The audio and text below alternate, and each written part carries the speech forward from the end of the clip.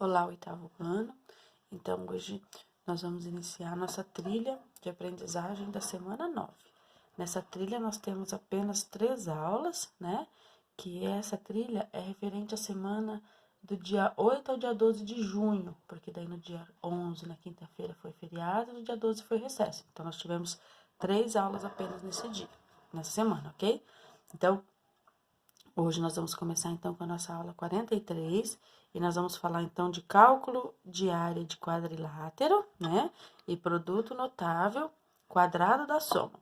Então, nós vamos começar hoje então aqui nossa aula 43.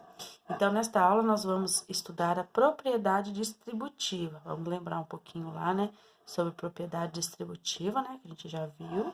Nós vamos falar também de área de quadrilátero e vamos falar de produto notável, que é o quadrado da soma. Então, produto notável, produto é multiplicação. Então, é uma multiplicação muito comum dentro da matemática.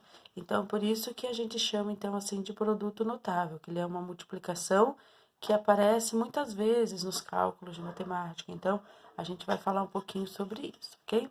Então, assim, o conceito de propriedade distributiva é usado na área da álgebra. Então, o que é a álgebra? A parte da matemática lá que a gente faz o estudo com as letras, né? Então, é uma das propriedades da multiplicação que aplica relativamente uma adição ou uma subtração. Então, aqui nós temos, então, a propriedade distributiva, certo? Então, como que nós fazemos a propriedade distributiva? Então, um número, tá? Que aqui foi chamado de A, é multiplicado pela soma de duas parcelas, né? E aqui ele é idêntico à soma do produto de cada uma das parcelas por esse número. Então, o que é isso que está dizendo ali em cima ali? Então, assim, ó, eu tenho um número que está multiplicando, então, uma soma aqui, ó, tá vendo? Duas parcelas, uma, duas.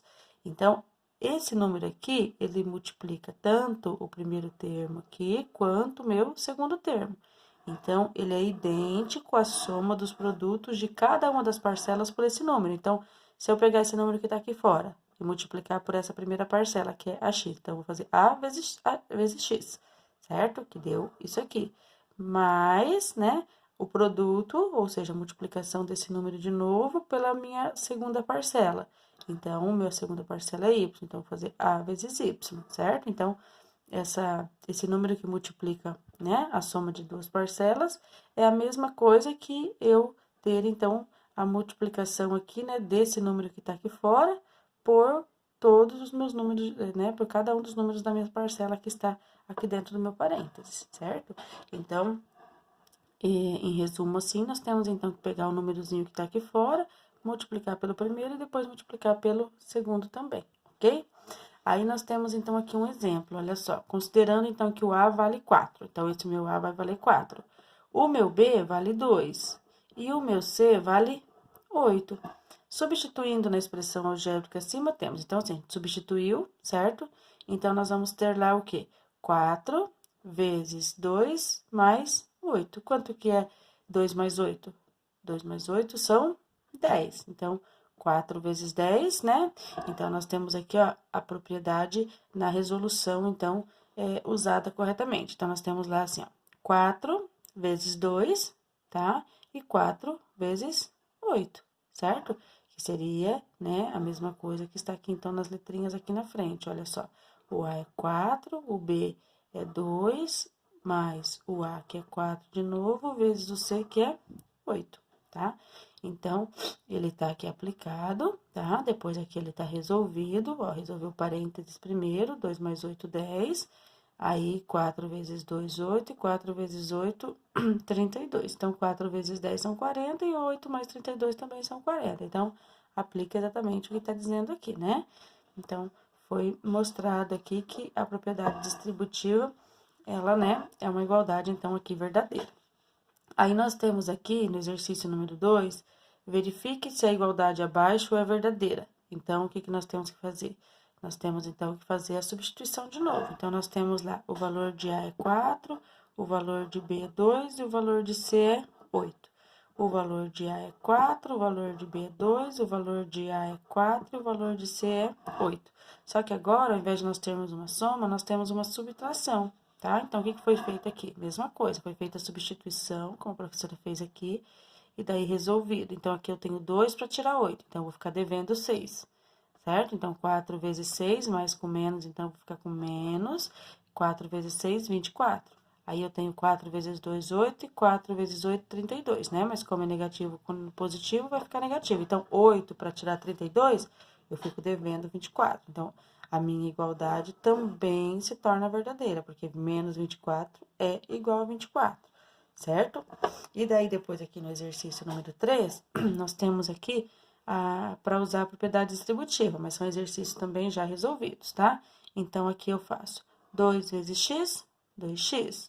2 vezes 3, 6. Ó, lembrando que eu estou multiplicando 2 positivo com 3 positivo, por isso que o 6 também fica positivo.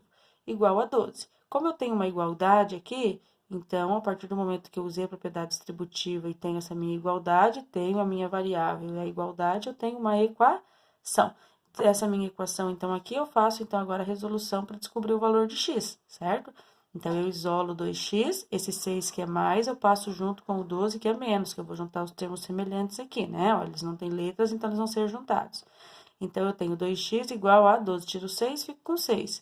Então, aqui, o meu x vai ser 6 dividido por 2, porque o 2 que está multiplicando passou dividindo, por isso que eu obtive 3 aqui de resposta.